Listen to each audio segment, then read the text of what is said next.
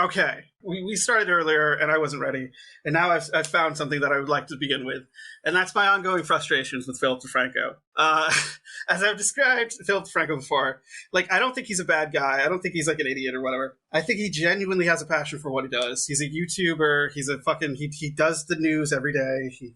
He does like a 20-minute news show about like local international stories, some cultural drama shit, but like, his perspective is always very, very Western. And his perspective, like, the thing that I see out of him, and and as I've described, and I liked that you did that, because, like, as I've described him before, he's, like, without any of, like, the really negative reactionary or, like, fascist connotations, like, he is a Western chauvinist. So today, there's this story going on about, like, Russia is kind of doing some human trafficking to get people to fight for them in the war, and that's kind of bad.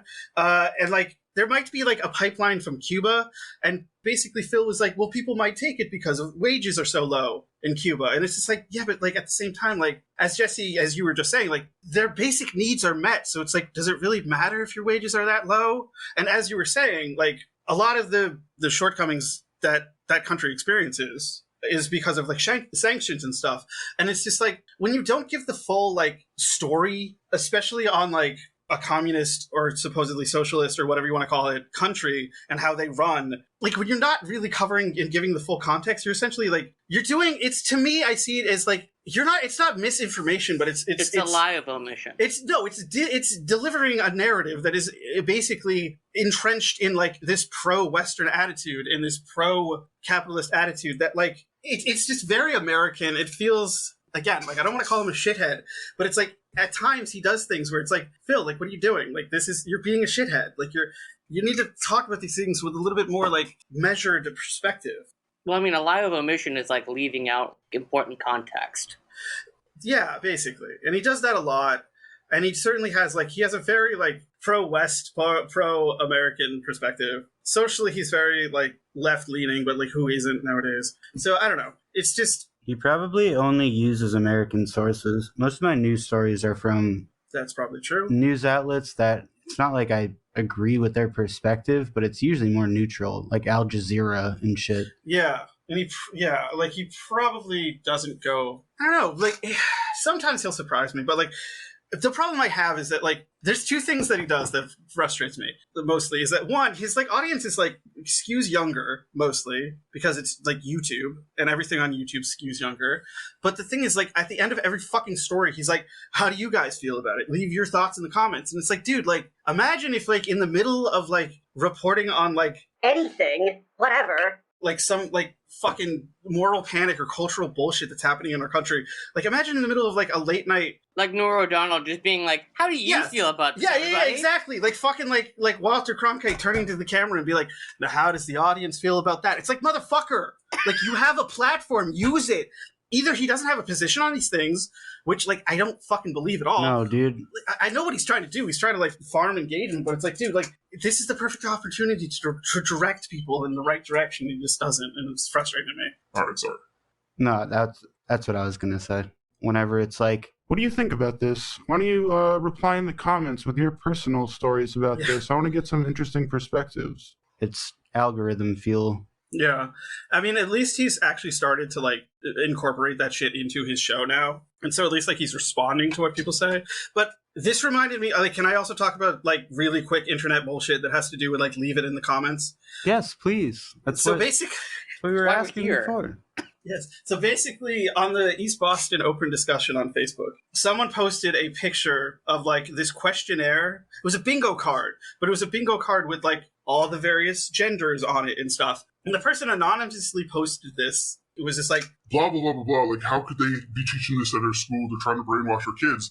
And, like, overwhelmingly, all of the comments were like, fuck off, you bigot. Like, what the fuck? Like, this is good that they're teaching this in school. So, like, if you're worried about, like, working class people or, like, people of color not accepting transgenderism, like, I live in a working class community of color and they accept them. So, shut up.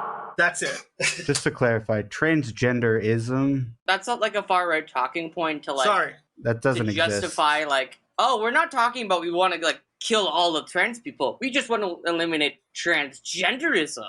Sorry. It's okay. Apologies. Again, we're not perfect.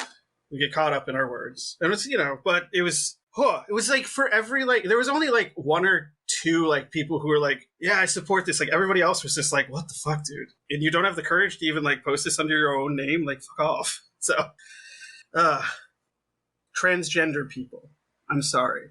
No, it's okay. Like, the right has been, like, pushing this shit so hard that it does kind of, like, they become fuck part up of, the like, language, the everyday, yeah. like, the language. Yeah, they fuck up the casual shorthand for this shit. Fuck reactionaries. Anyways, talk about some news. I don't know. Russia. I have to make the okay. I have to make a correction, and this is from the episode, I think it was 2 episodes ago, when Scott and I were discussing the events that were most influential in, like, the death of Western socialism, I guess. Western European socialism, yeah, sure. Yeah, Western European socialism. I said that during the Russian Civil War, it was primarily socialists fighting socialists, and I need to make a correction because this is me inadvertently perpetuating bourgeois propaganda in that the actual Russian Civil War was between socialists, but that's not what that period is called. I don't even know what that's called. That's basically just, there was a period of time between the revolutions of February and October of 1917. And this is the reason it got all fucked up in the episode, because I could not remember the dates. So I spent like 20 minutes trying to figure it out. Because, like, this is why I needed Joe in the episode, basically. Because I surprised everybody, like, the day before. I surprised everybody by going on vacation and forgetting. Fucking the day before is the day of. It's neither here nor there, but this is a great place. Joe, what are the 2 calendars that the Russian calendar, they only adopted the... Oh, you mean like the Orthodox calendar? Yes. And then there's like the Gregorian calendar that, yes. We use. There was a provisional government in which I would call them counter-revolutionary socialist parties, like the Cadets, the Mensheviks, that was like the actual Civil War. That was like the Bolsheviks overthrowing the provisional government after the provisional government had like forced the Tsar to abdicate. Right.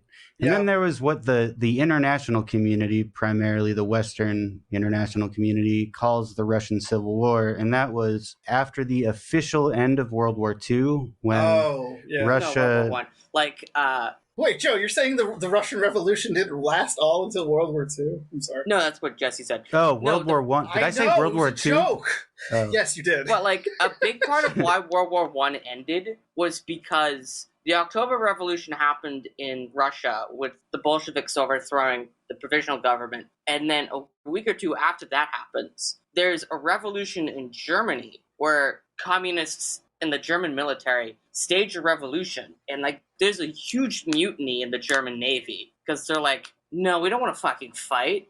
Why do we want to fight for the Tsar? We want to overthrow this dipshit. And so Germany is like, can we like please, for the love of fucking Christ, have an armistice so that we can like turn our army around, wheel them around, and send them to Germany to crush this revolution that's happening, so that there's still a Germany and not like the Soviet Republic of Germany? Can we do this peace talk stuff after we've crushed our uprising at home? Because we've got problems going on.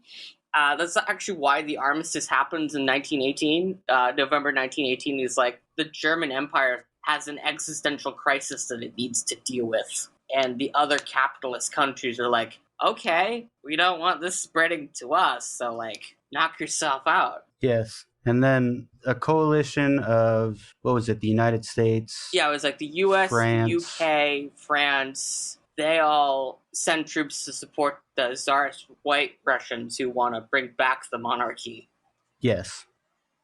And that's what gets called the Civil War. Yeah, arguably not as much of a civil war. And like, I think in my mind, I just lumped it in with the rest of World War I because it was basically an international conflict to crush the Russian Revolution, or to crush the Bolshevik Revolution specifically. The Bolshevik Party was seen as a huge threat in the West. And it was basically the armies of capitalism trying to crush the world's first worker state in the cradle.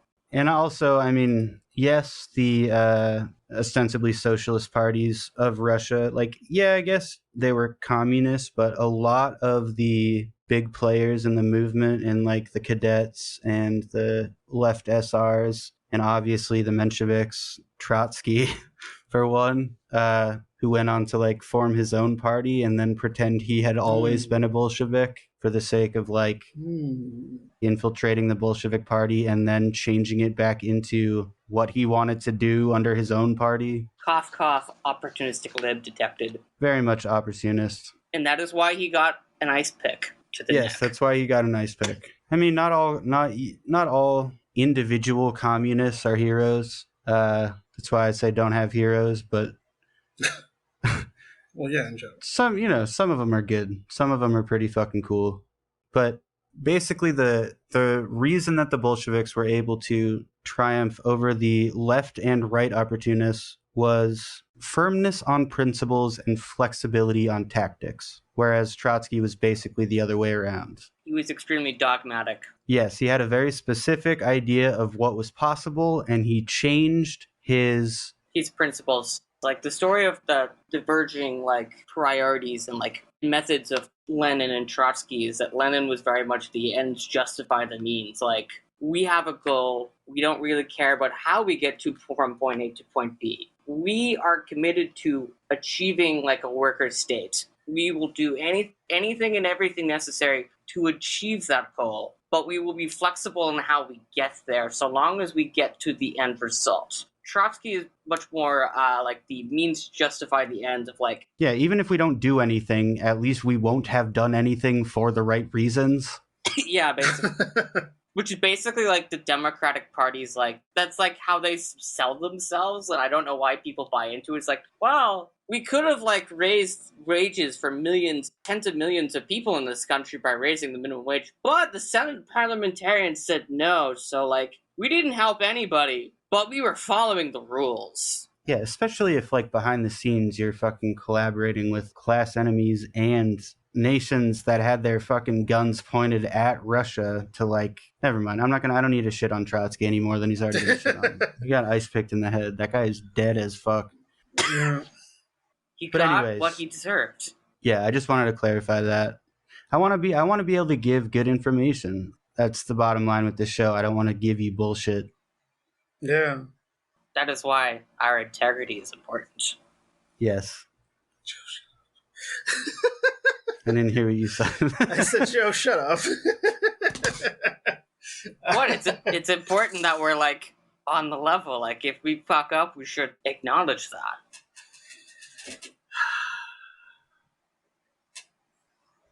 Yes. Yes. Anyway. Okay. Yes. That is all I meant. You're right. Yeah. It's true. Yeah. I'm just buying time because I haven't opened this other article yet. Hello, welcome back to the Boston Review. What's good? Jesse here. You're listening to the Epoch of Incredulity, Season 4, Episode 119, featuring commentary from comrades Scott, Joe, and myself. For news, Venezuela recoups some frozen COVAX dough. The DoD wants us to be very uncomfortable with Chinese people. Old guys getting weird in the Senate. The Coup train makes a pit stop in Gabon. The Burning Man washout as a cultural, colonial, and ecological phenomenon. The Chinese megaprojects pushing humanity into a sustainable future. And a very promising development for the DSA. The Slams are hungry for our flesh. Please do us a favor and share this content. Do us a favor and enjoy our epoch. You are not a fucking Marxist. You're not just saying that you're, thank you. It's like, well, then you should do something about it. Yeah. Invade Czechoslovakia. Prove it. This is what you...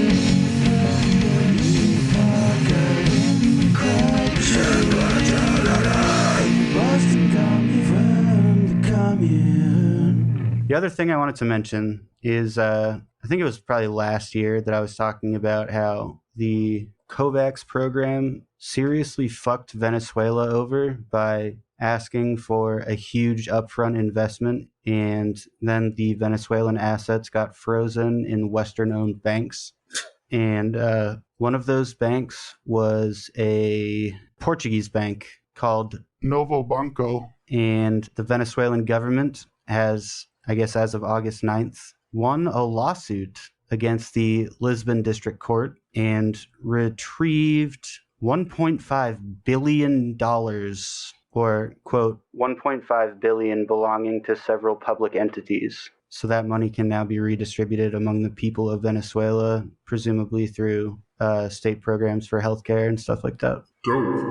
Pretty awesome shit getting stuff back from a IMF-controlled country. Yeah, Novo Banco is mostly owned by American private equity. Well, I was referring to how back in, I think it was like 2015, the IMF and the European Central Bank basically did regime change in Portugal by the left bloc, the left parties won control of parliament, but basically were forced to agree to IMF, European Central Bank debt restructuring in order to actually be able to hold power. It's a very unique story. I wonder if that has ever happened anywhere else. I don't know, man. And so basically, Portugal may have a left-wing government, but they have to operate within the restrictions of what the European Central Bank will allow them to do. The European Central Bank still has Portugal by the balls. Can you say that again? You're quiet. The European Central Bank still has Portugal's finances by the balls, basically. So, Oh, by the balls. I see. I didn't hear the first part. I just heard no, really, I just heard the by the balls part. So. The European Central Bank. Yeah, no, I heard. I heard Okay. that now. Yeah, we should have collaborated. Bursting up in my ass, up in my crack, up in my prostate. Oh, for fuck's sake! Oh, for God's sake! So they're already getting the money back, though. Yeah, I mean, it's been a few hell yeah. years that this has been tied up. I guess the reason I presented it the way that I did is because this has been an ongoing fight. Presumably, this could happen in some other banks, but it's not going to be easy because a whole lot of banks are actually American banks. They're what's it called? American banks. What's it called? When you have an outlet in a different place. oh, you mean like a satellite bank? They're foreign branches. Yes, foreign branches. Yes. Because the U.S. government famously does not like the fact that the Venezuelan government exists to serve the working class of Venezuela and not American shareholders at ExxonMobil. Yep.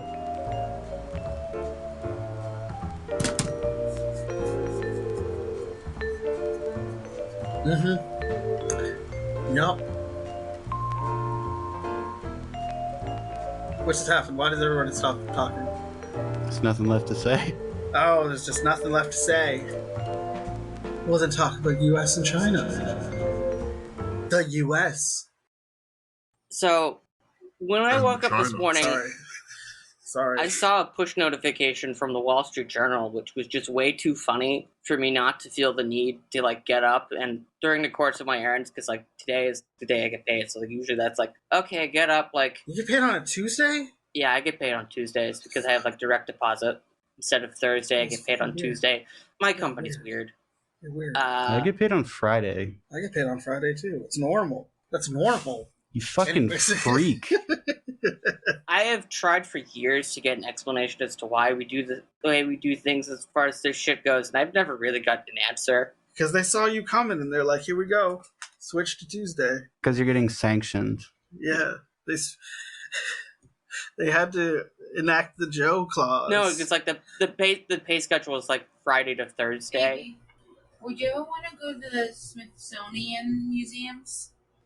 I don't know, baby, but I don't think right now is a great time to have this conversation. Say yes. Sure. Well, Okay, let's stop planning. God damn. That's awesome. It was a genuine moment of love captured on this podcast, folks.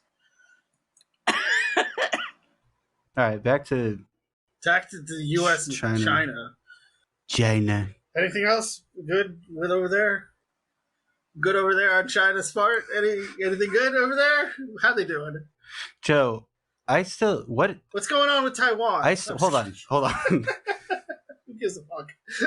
I just realized, I never even asked, what does U.S.-China bullshit mean? Well, I was getting to that. Oh, he was good with that.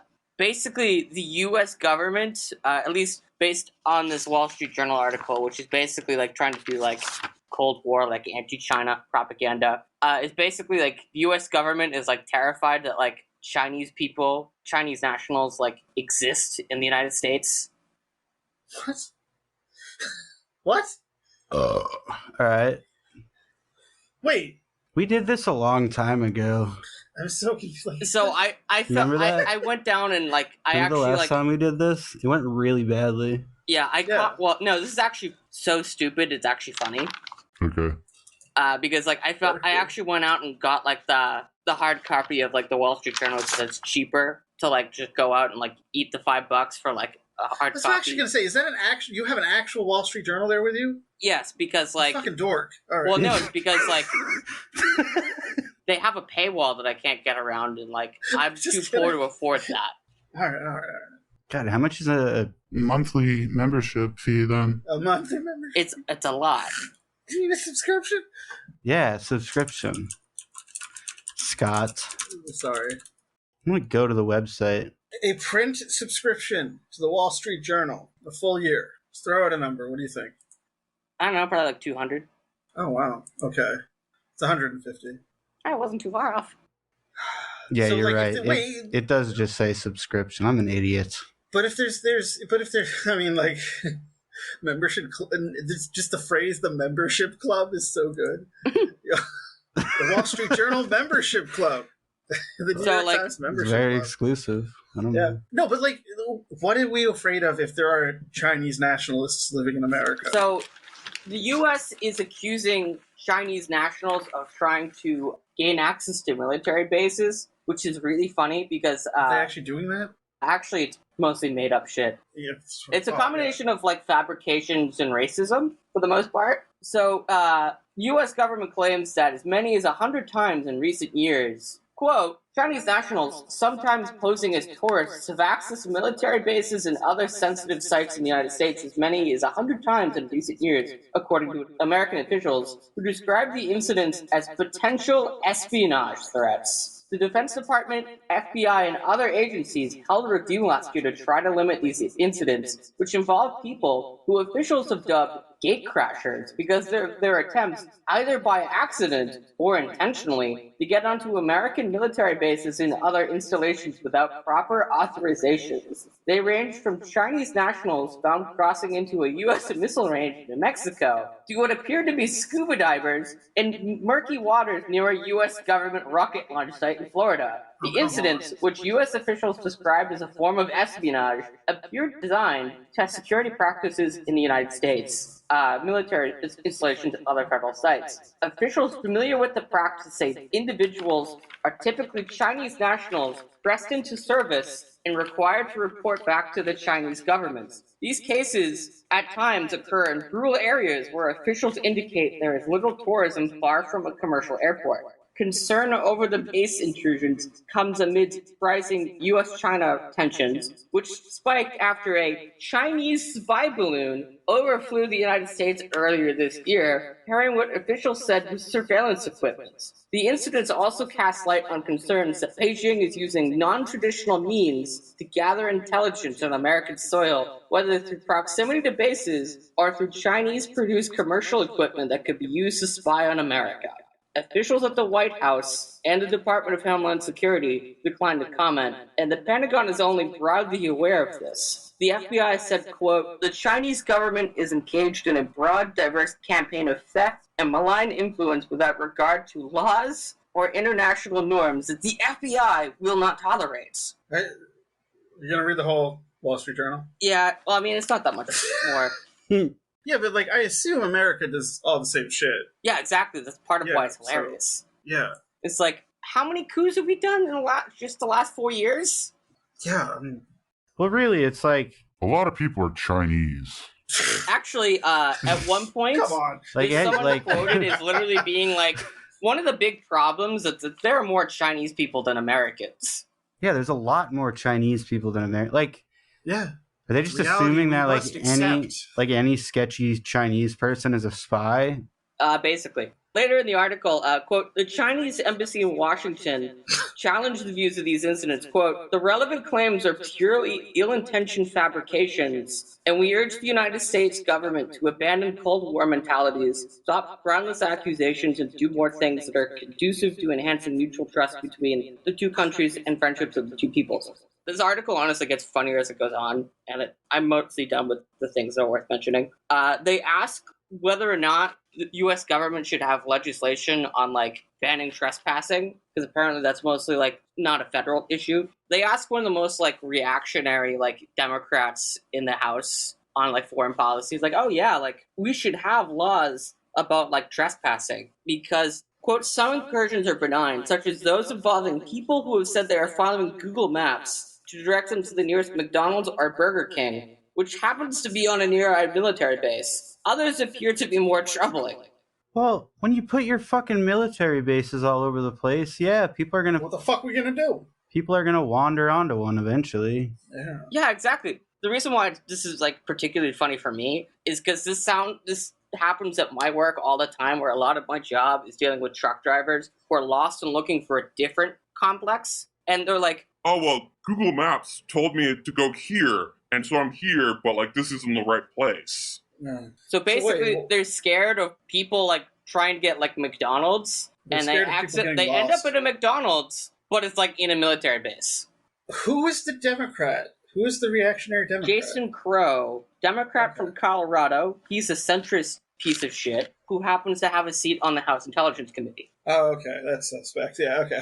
It gets weirder because, like, the next paragraph is like, the problem of low-level Chinese intelligence collection, like, this is well known in intelligence circles, said Emily Harding, a senior fellow at the Center for Strategic and International Studies in Washington, D.C., and a former deputy staff director at the Senate Committee on Intelligence. She is quoted as saying, quote, the advantage the Chinese have is they are willing to throw people at a collection in large numbers, and if a few of them get caught, it'll be very difficult for the government to prove anything beyond trespassing, and those who don't get caught are likely to collect something useful.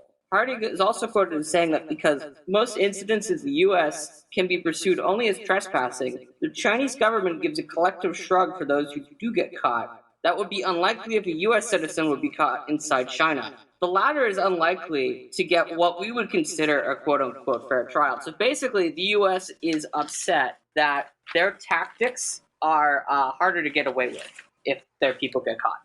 This is what qualifies as, like, front-page news in the West. Okay. It's just fucking hilarious. It's not hilarious to me, though, because it's like... It is ultimately propaganda. They're just justifying being fucking racist against Chinese people. Yeah. Well, I mean, it's hilarious in the sense that it's, like, very transparent. I still don't think it's... I don't know.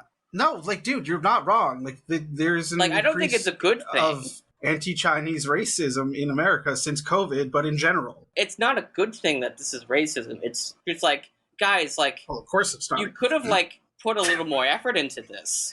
To me, this highlights a couple of things. One being that the way that regular Chinese people are discussed in American media outlets, it's like they're basically robots programmed by the state to go do, like, devious things. Where the truth is, like, there's a lot of people that probably want to gather intelligence on the United States.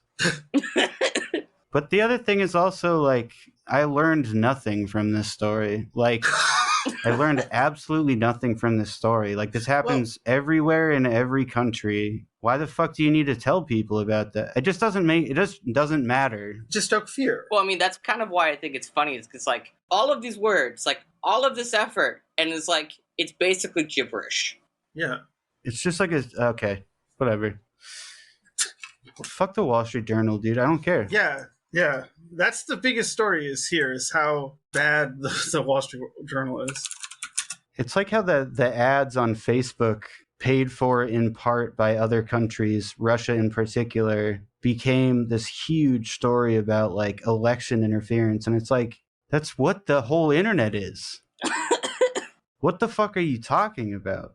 People pay for advertising on places where they get a lot of eyes on something. They're not just trying to get, like, information on consumers for advertising preferences. They're also trying to push a narrative, including the United States, including American companies and American political organizations. Yeah, that's one of the other reasons I found this whole thing funny is because, like, the way the article frames it is like, China is the only country that has ever done something like this before. Not like, we've been doing this every day for, like, the last 80 years. Like, every country does this shit. China's doing something that's, like, never been done before. They're breaking the norms. It's like, how many countries have we couped just in my lifetime? Like, the last 27 years. Pretty sure that's worse than whatever this accuses China of.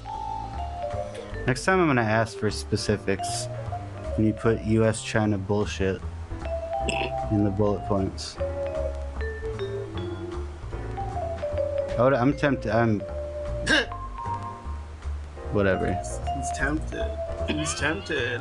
Up yours, woke moralists! We'll see who cancels who!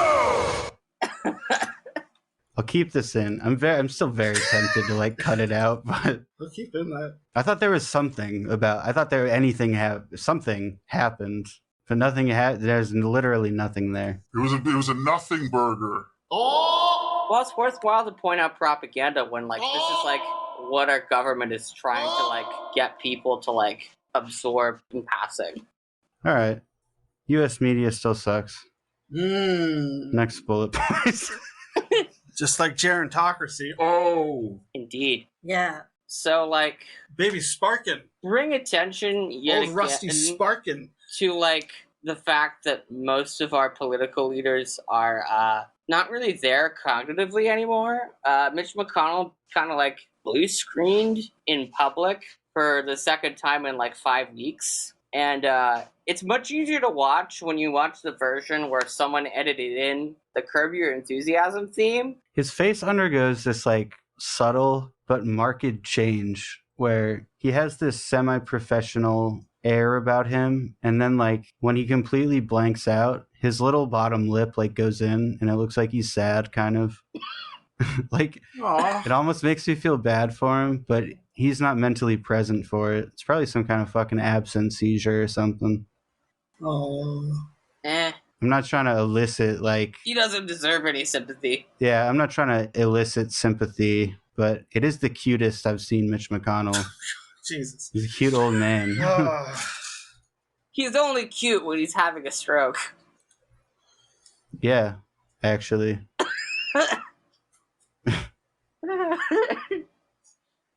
Is that a hot take?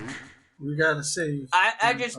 The words cute and Mitch McConnell are not, like, first mental association I would make. What do you think his wife thinks of him? Yeah. Anyways, I don't actually want to think about that. His wife is a sociopath. Yeah. She doesn't give a shit. Still a better transportation secretary than Pete Buttigieg. Is Dianne Feinstein still even alive? She is in office, but she no longer has power of attorney. Did they just draw Yeah, what did they do? eyes over her eyelids with Sharpie? If she doesn't have power of attorney, like, does that mean that somebody has to, like, do her work for her? Like, what does that mean? That means that she no longer has, under the law, she no longer has the capacity to make her own legal decisions. Yes. She has aides that usually do stuff on her behalf. Yeah, that's but what I meant. I meant, like, what does that mean in reality? Like, what is the practical implication of that? They all keep quitting, though. Her staff is basically pulling a weekend at Bernie's in which they're the ones actually making all the decisions. They're telling her how to vote on things, like, in committee hearings. They're basically using her as, like, the prop in Weekend at Bernie's. Okay. Because her daughter has power of attorney over her. She clearly has no idea where she is or what's going on. Like, a couple months ago, when she came back to the Senate after being gone for a few months because she had shingles, she said to she admitted to reporters that she had no memory of being absent from the Senate for 3 months. And this bitch is getting some, like, 18th century fucking disease like shingles? What are you talking about? It's a common thing. A lot of people get... If you've had chicken My mom pox, had shingles 10 years ago. you're likely to have I'm shingles. sorry. I'm sorry to the shingled community. I've heard it's very painful. It is. But she was asked, like, where has she been for the last 3 months? Or, like, how is she feeling now? And she was like, what do you mean, where have I been? I've been right here. I'm sure she wasn't just, riffing. No, Yeah, I feel like... Because she got, like, indignant and, like... Kind of sounds like a riff. it's still concerning. Like, it still says something concerning about her mental health, but I don't think it's as bad as it seems, in that, like, I think she was just defaulting to, like, people will believe whatever the fuck I say because I'm the senator. So if she's like, oh, I was here, then she won't get pressed on it. Yeah. No, she was pressed about it, and she doubled down, and seemed visibly confused. Because she's committed to the bit. Yes. That's what I'm saying. And then, like, last month, she kind of had, like, a dementia moment. No, this is all a bit. I think it's all a bit. What if it was? She thought she was like in San Francisco in like the late 80s, and she was talking about how she just remembered when you get this guy from the 80s who got like assassinated in like 1987 or whatever. Yeah. Time's relative. Yeah. It is an open secret in several articles in the last couple months about how, like, yeah, she's like mentally confused, has no idea what's going on. But apparently we're all okay with it because keeping her in office is all part of the goal of preventing her successor from being more progressive than she is. It all goes back to, like, if she has to, like, vacate her seat before the end of her term, Gavin Newsom would be forced to appoint a replacement. And Gavin Newsom promised that, like, if he were put in such a position, that he'd, like, nominate a black woman to take that job. And it just so happens that in the race to succeed her, the most progressive candidate in the race, Barbara Lee, who was famously, like, the only person to vote against the wars in Iraq and Afghanistan 20 years ago, is a black woman who happens to be the most progressive option, candidate running. And so if Feinstein steps down, most likely she'd be the person appointed to hold the seat until the end of the term, which means that she would have incumbency advantage going into the election to replace Feinstein, and not Adam Schiff, Nancy Pelosi's chosen successor to Feinstein, who is a opportunistic centrist piece of shit at best. So this whole weekend at Bernie's with Diane is all about that. Politics is fucking exhausting. And it just so happens that Dianne Feinstein's primary caregiver at this point is Nancy Pelosi's daughter. What did we learn, Palmer? Yeah. I don't know, sir. I don't fucking know either. Yeah, that's like kind of the lesson of this episode, is like just a lot of like, it's fucked. Things are changing, but they're not changing at home, I'll tell you that. Well, we'll tease some at the end. But it is pretty shitty that, like, We live in a society where pretty much all of the power rests in, like, these old farts who either aren't there at all cognitively or don't have any interest in speaking for the interests of younger people. Or poor people. Well, I mean, at this point, young people are pretty much entirely poor. There's also old people that are poor. There's homeless old people in the United States. There's also starving old people in the United States. But, like, the fact that they don't care about the poor at all, not just younger poor people. That was what I just said.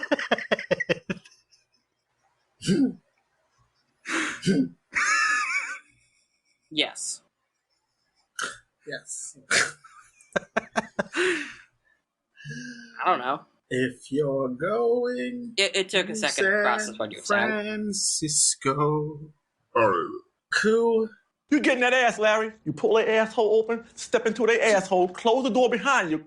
So there's another coup. Yes. Spreading. Gabon. Wildfire. Gabon. So what happened is that this guy, his family had been in power since 1967. So it's like a generational... Okay, so who is this guy? What are you doing?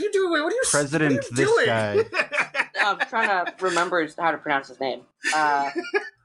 Ali Bongo Ondimaba. I'm probably mispronouncing it. But Ondimaba, his family had been in power in Gabon since 1967. The country is still, despite the fact that it is apparently the second largest producer of manganese, and it is also very rich in fossil fuels, and yet most of the country is like extremely impoverished. So this guy runs for a third term and apparently wins. So there are widespread allegations of voter fraud, election fraud, that kind of shit, like that these elections were rigged. And then the military steps in and overthrows him because basically he's like a puppet for the West. And the military reasoning was that, like, it's not in the interest of the Gabonese people, and that, like, the best way to ensure, like, peace and order is to basically do, like, a reset, and, like, we will, like, create, like, a transition towards credible, fair, and free elections within the next couple of years, instead of, like, just another rigged election, because, like, people in this country are, like, extremely exploited, extremely poor, but, like, this is yet another instance of a country that is rich in resources, but is materially poor. Yeah. Honestly, I view it as a good thing because, like, overthrowing the colonizers, usually a good thing. Yes. Yeah. God, it's always the French. The French. It is. It's the French. It's always the fucking French. Yeah, they are like the dead empire of our time. Good Lord. The UK is quickly becoming the new dead empire of our time, but I mean, they're already kind of dead. It's just that they're, like, becoming deader to the point where, like, they're completely irrelevant. So wait, who is the guy again, Joe? The guy who was overthrown? That was Ali, Ali Bongo, who is the son of the guy? Yeah, okay. Yeah. Alright, yeah. Ali Bongo Ondinaba. Omar Bongo was the guy who was president from 1967 to 2009, and then his son was the guy, Ali Bongo, who's recently ousted. The military ousted him from the presidency in a coup d'etat due to a lack of transparency in the electoral process and established a junta called the Committee for Transition and Restoration of Institutions, which is quite a severe name. Oh, Mike, do we have to talk about Burning Man now? yes. Oh, fuck. Yeah, Burning Man, a whole bunch of water got dropped on Burning Man. A whole bunch. There was a freak storm that dropped like a year's worth of rain in like 8 hours or some fucking insane shit. And all the sand turned into a terrible mud that no one could get out of. And like, I will allow you guys to criticize the institution of Burning Man and people who go there. But like, most burners aren't like assholes, and they aren't just like rich tech opportunists or whatever. There is some like libertarianism, but like most of them are like more like anarcho. They're fine people, and I assume that like there's a lot of like people that you wouldn't think were that bad at Burning Man. It's unfortunate that they got tied up in all this bullshit. Same thing with like Firefest and all these fucking things that explode in people's faces. And I'm actually really interested in how you guys are going to tie it into all this shit with ecology and colonialism. And Joe, you're allowed to make fun of them. They're just like, Yeah. I would say they're hippie adjacent, not inherently good or bad people, but Yeah. generally in the same camp as just like the psychedelic culture, which is like, it's almost completely detached from politics aside from Yeah. individual freedom, in the sense that like, you know, you can put whatever you want in your body, but you can't hurt other people. It is wild, though, how expensive it is, apparently, because I was looking it up, and there was, like, a couple articles about it. And, like, the cost of going to Burning Man is anywhere between, like, $1,000 and $10,000 for this year. That's a big difference, though. So which one is it? No, I mean, like, that's the range of costs. The ticket alone is $800.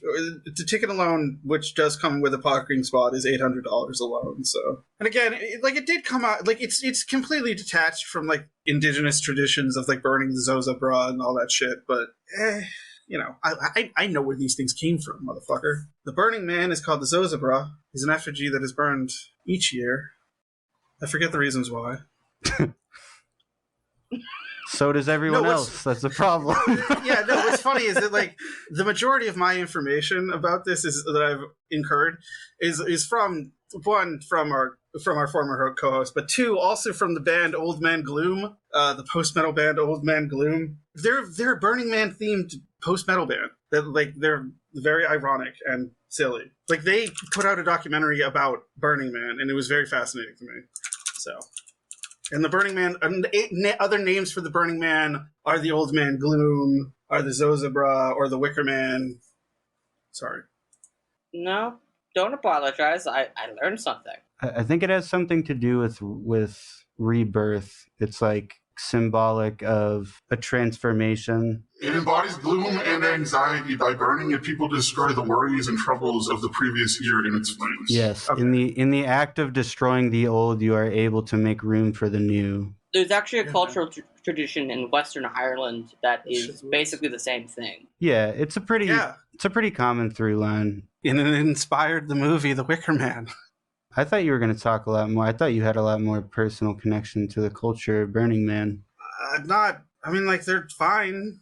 Not really. I've been to some burns and they're like enjoyable, but like I've never been to Burning Man, so I don't know. Yeah, I don't really have any issue with. It's like harmless shit for the most part. What I was gonna say, it's not actually a connection between Burning Man and ecology and colonialism and shit. It's the flooding that the attendees at Burning Man experienced are connected to those things. And so the big story here was that a bunch of people got trapped in Nevada because they experienced such catastrophic flooding. And when I was talking about elements of weather that go into any single hurricane, there are some things that can be more directly attributed to climate change. Even just the storms in the Atlantic specifically versus the Pacific, like the rapid intensification of hurricanes in the Gulf, very much made possible by warming oceans, which is a direct result of climate change. But correct me if I'm wrong here, Joe, if you know, but I think Nevada is mostly owned by the federal government. It is. 88% of the state is owned by the federal government. Right. So it basically used to be one of these chunks of indigenous land that was turned into like a military base. Specifically testing grounds for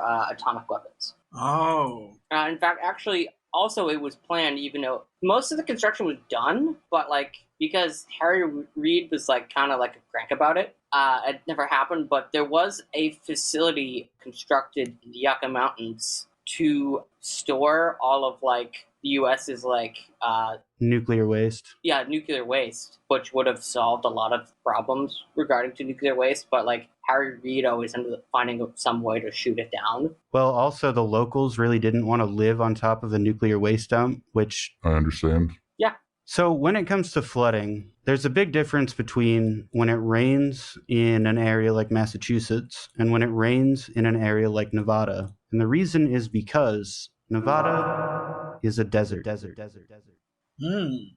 Diving into this allowed me to really appreciate the fragility of the ecosystem, and particularly in a region where the ecological feedback loop is so tenuous to begin with. Stable ecosystems both perpetuate and rely on the transport of water. While the desert Southwest can seem like a fairly barren place, life has managed to persist there by adapting to an environment of extremes. It's no secret that indigenous Americans were much more attuned and respectful to this delicate balance than the colonizers that spread westward in successive waves of violence and exploitation, not just of people, but of the land. To sustain life, soil needs to be just the right heterogeneous mixture of large and small sedimentary particles, mineral deposits, organic matter, air, and water. The pH needs to be just right. There can't be too much salt or too many toxins. It needs to be populated by the right microbes. It can't be too dense or too sparse. In the desert plains of e.g. Nevada, there is little to no organic matter on the surface, save for those plants which can tolerate drought for the better part of a year, and the animals that use them for shade. Dry heat effectively bakes the soil into a nearly impermeable crust of salty, alkaline, clay-like homogenate. This can pose a threat in monsoon season, or when remnants of tropical storms dump large amounts of rain onto the surface of the earth, as the water is not readily absorbed. Runoff can cause, and has caused, devastating flash floods, which pick up detritus and pollutants as they pour into low-lying areas. On the other hand, a rich and diverse biome on the surface horizon, or topsoil, has a greater capacity to withstand sudden heavy rainfall. Heterogeneous particles of sand, silt, clay, and loam, which remain slightly separated by moisture, can create a positive feedback loop in which water can be absorbed by the soil, as well as the plants, fungi, arthropods, microorganisms, and the like that live within it.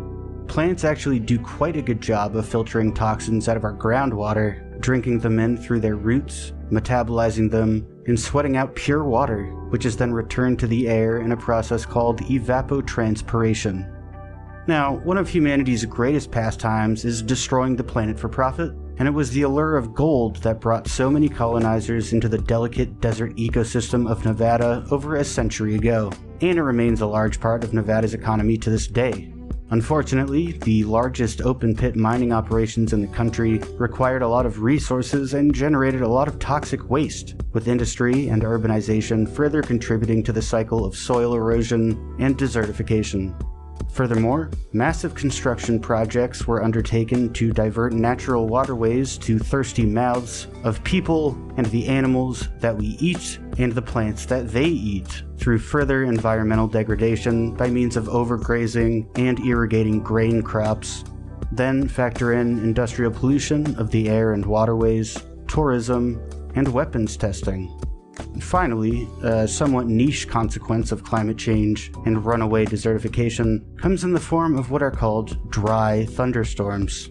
As the desert air becomes ever warmer, storm clouds high above the Earth's surface can retain ever more moisture without having to actually precipitate the water out as rainfall. As a result, the primary threat from some violent storms shifts away from flash flooding and toward the opposite end of the spectrum. The dry brush that manages to survive in grasslands and the more mountainous regions of Nevada become extremely susceptible to raging wildfires if struck by lightning.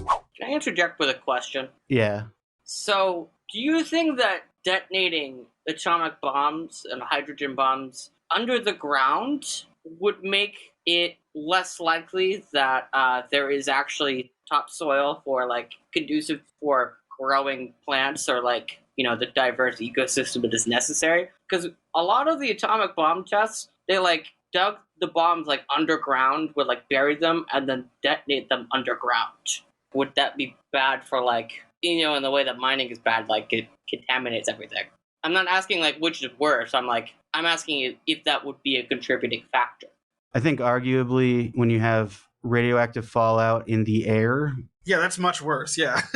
It ends up dispersing through like a larger area, but that means that it is less concentrated. So it's kind of a give and take. The radioactive fallout is essentially gone now. There's still a little bit of radiation there, but primarily the biggest problem that they have is the waste. Because like the half-life of plutonium is hundreds of thousands of years. Yeah, I know the waste is a big problem. I was just asking just in case I cut this down a little bit because in retrospect, I misinterpreted Joe's question. I think that the contamination and erosion of topsoil caused by the mechanical and chemical processes involved in excavating and extracting metals from ore probably dwarf the damage done by underground nuclear testing, but yeah, of course, anytime you substantially disrupt a desert ecosystem, the effects can compound pretty quickly. Paradoxically, erosion control is undertaken more seriously at former test sites because of the need to prevent contaminated soil from being swept off-site. Also, one of the best methods for assessing and treating soil erosion is to test for specific radionuclides associated with atomic weapons testing.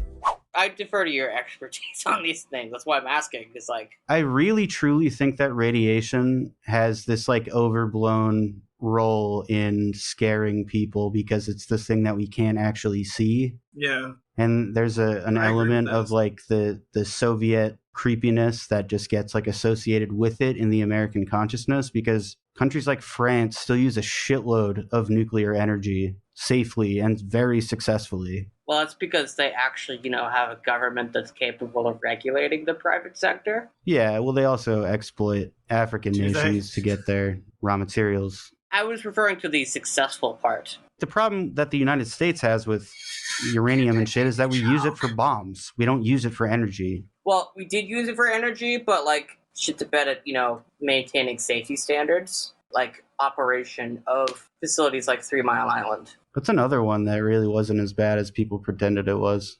How much fallout can you get from a 3 Mile Island? Come on. It wasn't as bad, but, that basically killed any political will in the U.S. to, continue to build newer nuclear power plants. Yeah, it's just kind of funny because power plants were, exploding all over the place. And nobody noticed. The Rocky Mountains region is probably still irradiated from really? from some of the nuclear meltdowns that happened in the 50s. But I always thought that was kind of interesting how the one in Pennsylvania catches people's attention, but all the meltdowns out on the West Coast, It's fine. Well, I mean, no, like given the time frame, it makes sense because, like, if it was happening in the 50s, that's the people who like they were the atomic generation. Like by the 90s, that's like their kids and grandkids. Basically, 3 Mile Island didn't get covered up. Is the reason people know about it. Yeah. The other ones got covered up. Okay, never mind. Yeah, that's kind of what we're getting at. Well, then say that, motherfuckers. I don't know. There was a very big push by, obviously, the American military to downplay the severity of radiation on the human body. Like, I'm sure you've seen those videos of nukes going off and then soldiers just like running toward the nuclear explosion. Shit's crazy. Yeah. The Atomic Cafe. Yeah, It's funny. We even though like the U.S. actually did tests in 1946 very publicly on the effects of nuclear weapons on like how it could be like applied to like naval warfare, and they had a bunch of journalists and shit. Like they had a bunch of media there to show off their nukes, basically like a somewhat veiled like threat at the Soviet Union of U.S. having an opportunity to publicly flex its muscles. And it is said that everyone present at Operation Crossroads, their lives were probably shortened by at least a year from all of the exposure. I don't want to pretend that radiation is fine. It's just that in the concentrations that most people are irradiated, it is fine. Like when you go in an airplane, you're getting irradiated. When you eat a banana, you're getting irradiated. It's just not. What? Yeah, it has potassium. Potassium 40, I think. Is potassium radioactive? What are you talking about? What? Yeah. That's awesome. Potassium is radioactive. Eat me more bananas. Potassium half-life. I ain't never going to go blind. Potassium 40, decay. It has beta decay. Oh, good. I'll decay away my beta and I'll become the alpha. Oh, yeah. This sounds better and better. I don't know what beta decay is. The half-life of potassium 40 is extremely long, though. 1.25 billion years. What the fuck? That sounds bad, but generally the worst offenders, if you want to think about it that way, are the radioactive isotopes that are on a short enough time scale that being exposed to it will damage your DNA, but also on a long enough time scale that you can't get rid of it. It just becomes an environmental contaminant for the foreseeable future. What does that mean in layman's terms? So basically the half-life of a radioactive isotope is how long it takes for half of a sample of that particular configuration of the element to decay into a different configuration or a different element, something more stable. There are different kinds of radiation. There's alpha, beta, gamma, and many other exotic modes of decay, which will not be discussed in this episode. Alpha, you have to be very close to it, but it also does the most extreme damage because an alpha decay particle is 2 protons and 2 neutrons. It's a big particle, and when it hits your DNA, it will fuck it up. However, you can stop alpha radiation with a single sheet of paper. Oh. For instance, smoke alarms that we have in our homes use an alpha emitter called americium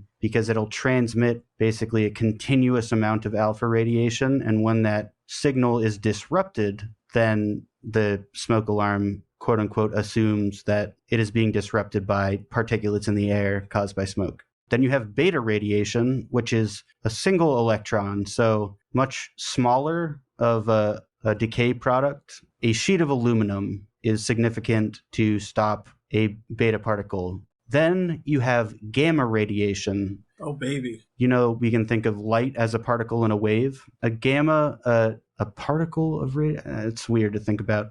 Anyways, gamma, it's electromagnetic radiation. So you can think of it as basically a very, very short wave. It's like a photon that can basically break your DNA apart. That sounds bad. Wait, you're talking about a fucking laser.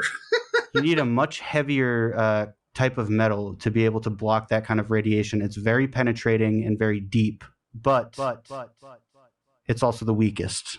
So, yeah, I don't know if that helps. Well, at the very least, we have learned something about science. Very, very complicated. Oh, yeah.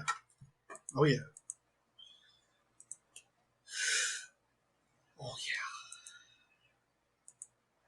So, how does this relate to Chinese energy policy? Yes. So let's do it. So, they're trying. Speaking of how climate change has affected the regularity with which we experience horrible hurricanes and flash flooding events. China is currently at the cutting edge of renewable energy. Mm-hmm. And I was saying this before, I think they get like a kind of an unfair reputation as not abiding by their climate pledges because they are continuing to increase coal emissions. I mean, not even that. I would say, like, because I didn't even know they had their own, like, standards that they were trying to upkeep. Like that's the thing, is that, like, I think, like, people just don't even know about what they're trying. And, yeah, it is, like, the whole, like, China's dirty, the whole bigoted fucking cliche bullshit. Anyway, sorry. Yeah, in the little chart that I posted, and this is from the official NOAA climate.gov website, it shows a graph of which nations are over versus under their carbon budgets for the 2 degrees Celsius benchmark. China and India are so below their allotted per capita emissions, while the United States is way above its allotment for carbon emissions. Not even a little bit surprised. So realistically, China and India could burn a shitload more fossil fuels. I remember reading a few years ago Holy fuck, that, yeah. like, cumulatively, the U.S. has polluted more during the Industrial Revolution than, like, it would take China, like, a few centuries to catch up. Yeah, I mean... EU 28, is that just the EU in general? Well, technically it's the EU 27 now. Okay, what the... Oh my god, dude. It's the European Union functioning as, like, a collective country. Okay, that's what I thought. But yeah. Even, like... I mean, they're not doing great, but even, like, Brazil is not doing terrible. No, they're actually part of what I'm about to talk about. But anyway, so China, I think part of their next 5-year... Well, for one, they're already greatly surpassing their goals that they set out in the 5-year plan for increasing renewables. But I think in the next 5-year plan, I believe they're going to set out to both increase their energy to 50% renewables, and they're going to decrease fossil fuel emissions, which is like a pretty insane proposition given the rapidity with which they've developed. But that's what I was going to say, is like China is not going to be able to build all of this energy infrastructure out of nowhere. Like currently they do have a lot of coal and oil at their disposal, and it makes sense that until you have a majority renewable energy infrastructure, you're going to need to use some non-renewable energy sources to build that infrastructure. And so even in the, as of September 4th, when the G20 met, oh, sorry, they haven't met yet. Well, China's not going to be there. Well, Yeah, no, I've China's heard going that, to be there. It's just that President Xi won't be there. The foreign minister is going to this place. Right. Xi will not be there. His foreign minister will be there. He's got better things to do. He does. He has better shit to do. Yeah, he's got better things to do than, like, Joe Biden begging to talk to him. This Reuters article quotes Dave Jones, an author of the quote-unquote Embers report. Quote, China and India are often blamed as the world's big coal power polluters, but when you take population into account, South Korea and Australia were the worst polluters still in 2022. And then it says, at the last G20 summit in July, countries failed to reach an agreement on enhancing their climate change commitments, with some blaming China for blocking a deal. And so that's the way that China's renewable push has been framed. But in reality, literally, there's a Wikipedia article called Renewable Energy in China. And the first sentence is, China is the world's leader in electricity production from renewable energy sources, with over triple the generation of the second-ranking country, the United States. China's renewable energy sector is growing faster than its fossil fuels and nuclear power capacity, and is expected to contribute 43% of global renewable capacity growth. They exceeded 1,000 gigawatts in 2021. Wow. They aim to have over 80% of their total energy mix come from non-fossil fuel sources by 2060. Wow. Just before we get further, can you explain to me what what was it? Gigawatt? 21 gigawatts? Fuck, let me find the actual units in gigawatt.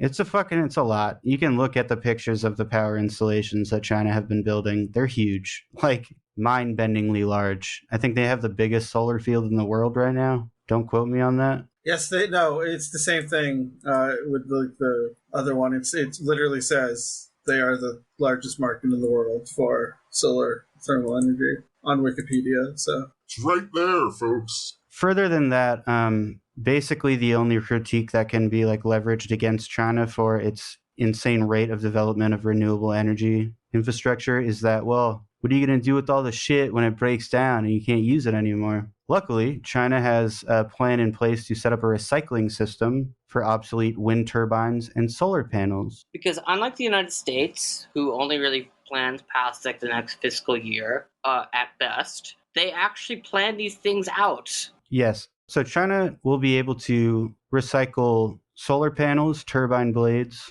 rechargeable batteries, electrode materials, graphite, nickel, lithium, cobalt, all of these things that can be environmental toxins if you just throw them away. And the reason that they can do this is because they have invested so heavily in their transportation infrastructure, and they have utilized the power of the state to be able to put these large-scale infrastructure projects together so that they can get components from place to place, rather than farming it out to a bunch of different private entities. And so while, these renewables are probably going to start being phased in all over the world, China will have by far the upper hand on handling the materials in a way where they can actually be recycled and used for more projects in the future, or at least broken down in such a way that they aren't going to poison the environment. And it's making American capitalists angry because they had planned on getting in on that market.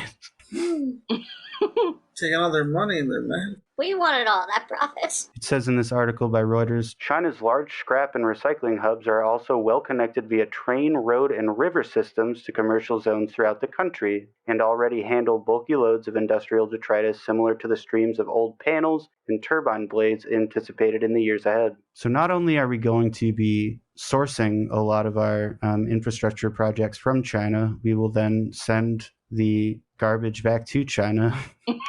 Pretty fucking cool, honestly. Like, it is almost impossible to conceive of the amount of work that has gone into this over the past few years, and just like the pace of development that China has undergone, and the fact that like they're now helping other countries basically become independent of loans from the IMF and World Bank because they're going to start building their own renewable projects. See, this is why I see China as still a socialist country, because at the end of the day, they are like not only like improving material conditions for themselves, but they are spreading that to other countries in a non-exploitative fashion. They're also doing the reforestation, the kind of reforestation programs that Thomas Sankara wanted to do and began to do with Burkina Faso, so that places like how Nevada is turning into an absolute desolate wasteland in the United States, similar processes in China that have increased desertification are now being reforested. They're actually doing it. They're actually serious about it. Doing the thing. And we commend them for it. Would you like to finish with the teaser? Or... Oh, yeah. Yeah. Good news about the DSA. Good news, everyone! Finally. Now, half of the National Political Committee is... The NPC. The non-playable characters. Is occupied by representatives of Marxist caucuses. And I mean like Marxist caucuses, not like Bernie Sanders. We have the Red Star Caucus. We have had fake Marxists.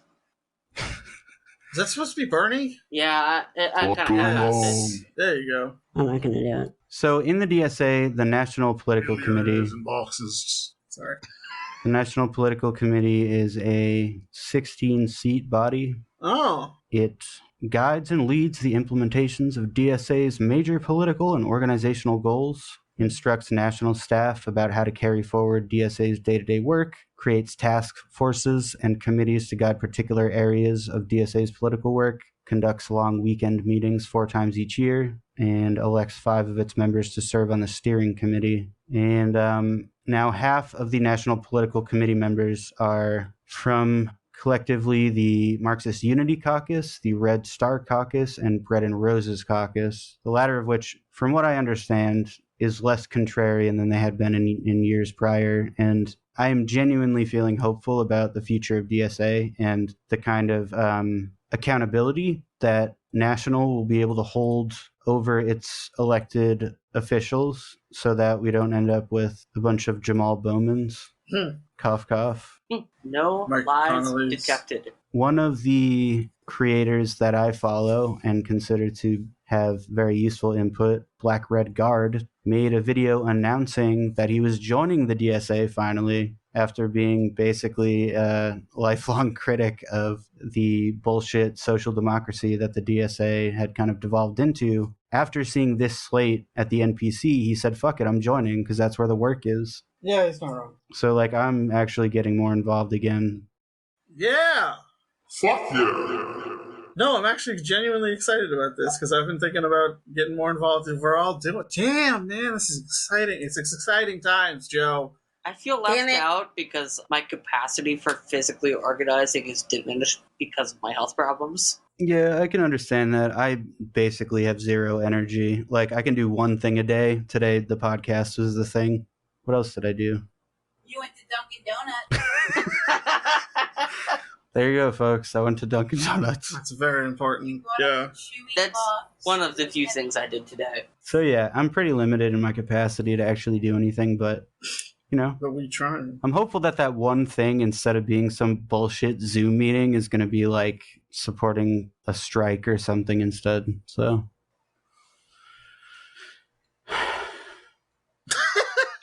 What? It's good. It was a happy sigh. It's like a good. Okay. I'm ending on like this is a good. We have more good news this week. Than we usually do. Yeah, than we usually do. Yeah. And also the people that were trapped at Burning Man, they have all basically been able to get home. One guy died. I don't think it was suspicious or anything like that. Yeah. And despite what you may be hearing, there is not some kind of like Ebola plague sweeping. Oh, yeah. Yeah. That was a rumor made up by Grace Belton of TrueAnon on Twitter, and then basically what happened is TikTok just ran with it, which is another example of how TikTok is bad. You mean people would just go on the internet and lie? Yeah. Yeah, I know, man. You can't trust it. You just can't trust it, man.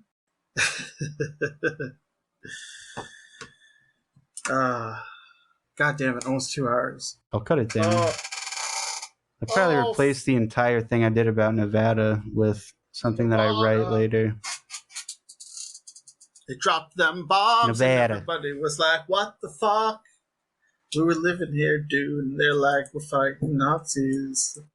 And then it's like, but they're out of the war now. What are you going to do with that bomb? And they're just like, surprise. All right. Surprise, motherfucker. That's the story. Bursting up in my ass, up in my crack, Jesus up in my Christ. prostate. Jesus Christ. The fuck is that from?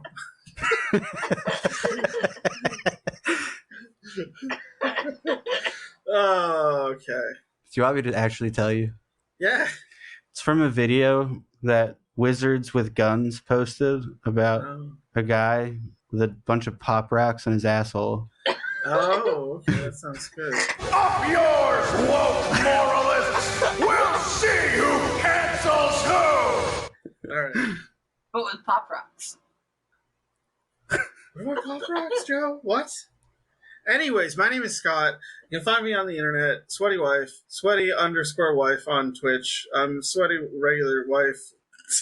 I'm just regular Sweaty Wife on everything else. Find me or don't. Oh, fuck. Joe. I'm Joe. Talk about baseball. Talk about baseball. You can find me here, Bewildering Scott, on a bi-monthly basis. And monthly. you More can than find me that. complaining about the Red Sox on Twitter. I mean, not sure if it's worth the hassle of finding me, but, like, knock yourself out, I guess. And he's Jesse. I'm Jesse. A dignified man. You can find me on YouTube again. Oh, shit. YouTube.com/@ Content monster. Monster. Contingents Boston. CONTINGENCE Boston. I do have a slam recommendation this evening. Oh, shit. Your slam recommendation is... My balls can't take it.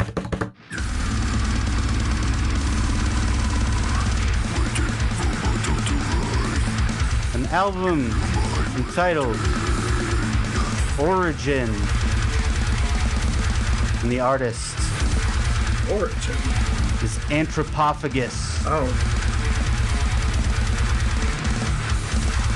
Like, they eat people.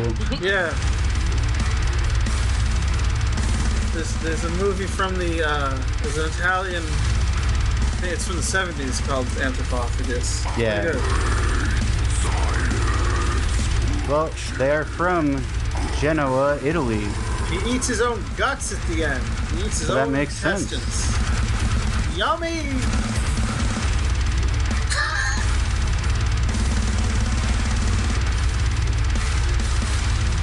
Bum, bum, bum, bum. Bum, bum, bum, bum. Bum, bum, bum, bum. Sorry. Their guitarist is just referred to as meat grinder. Seasoned, celebrated guitarist is known as meat grinder. It's just some regular brutal death metal there. Not very slammy.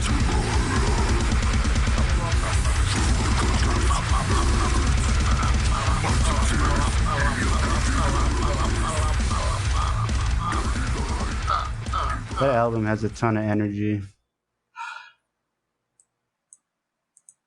The joke was that I didn't, after you said that had a ton of energy, but I don't know. It doesn't really come across when you're not saying anything. You can find us. Seriously, can I give you some fucking fruit juice? I'd love some fucking fruit juice, please. Oh, thank you. Thank you. Thank you, Mr. G. Yes, I love some fucking Dr. fruit G. juice. Excuse me. Jesus Christ. Yeah, you can find us on Patreon, on Instagram, we're on Facebook, we're on YouTube at Epoch Incredulity. Go to our Patreon for the Marx. No, ooh, what just happened there? Go to the Patreons for the Marxist menageries. Yeah, I Come on, finished man. mass work. If you're a Blah. patron, you are all theoried up. Get that theory and put it in your brain. Put it in your Yeah. ass. Oh my god. Put you it gonna in play it in? both. You get in that ass, Larry. You pull their asshole open, step into their asshole, close the door behind you. I just see. I try to keep. Not really. Actually, my sound drops can get. Anyways, yeah. Every week, getting hungry. Every week we say, but tank dough. Butt tank dough. Joe, What? Joe, what? Oh, What? sorry, I It's got human. It's distracted. natural to be hungry. You fucking. All right. What are you talking about? I'm a human being. What's Hold going on. on here? We're Just gonna making do- fun of me for needing food. No. No, I We're just gonna thought it was do- funny because I thought you were going to Go say back to the- no, and you said, but we're hungry. say the tank line again, Scott. And every week on the Epoch, we say, but tank dough. Butt tank Oh dough. my god, Joe, what was that?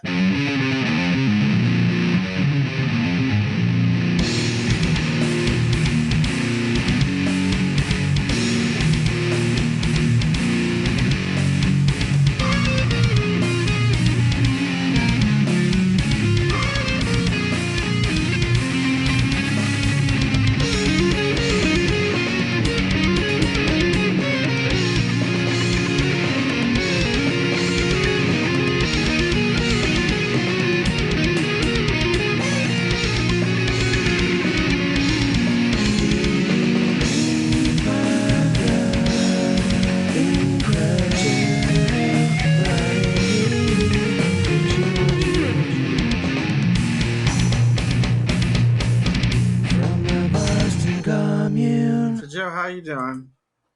All right, you? Where the fuck did you just fall into a jar? Where did you go? I don't know. Oh, okay. I didn't go anywhere. He doesn't know. How was his birthday? How was your birthday? What? Oh shit! The birthday party. Yeah. It was chill. We ate pizza. I didn't even recognize dude. Oh, Well, that's because she grew her hair out. I know. how are they? Good. No, like the other. Oh. She was there with her boyfriend. The one that you Oh. didn't date. No, thank you. I got it, you fucking loser.